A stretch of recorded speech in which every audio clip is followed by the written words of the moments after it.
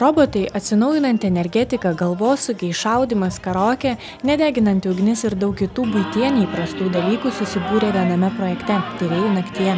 Mokslo paslapčių ir stebuklų atėjo pažiūrėti ne tik studentai, bet ir šeimos su mažais vaikais, o moksleiviai iš visos Lietuvos suvažiavo didžiuliais autobusais.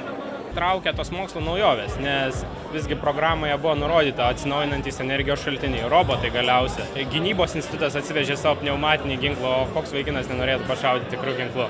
Na, aparatūra suderinta, bet gal truputį su klaidom.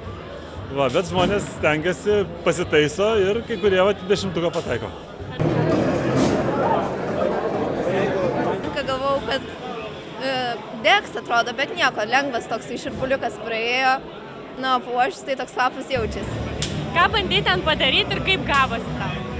Bandžiau padaryti kryžių tenai stiklainyje.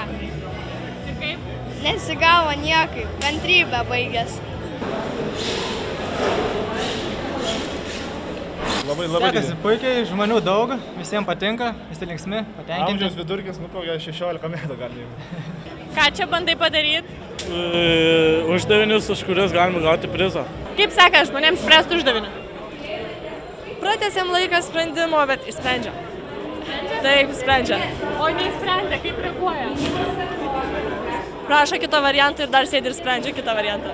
Reiškia, matematikai užsispyrėliai? Labai.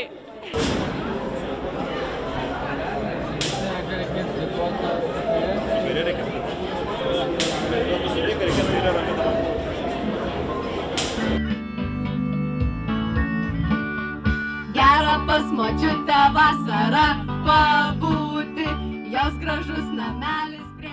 Žiauriai geras.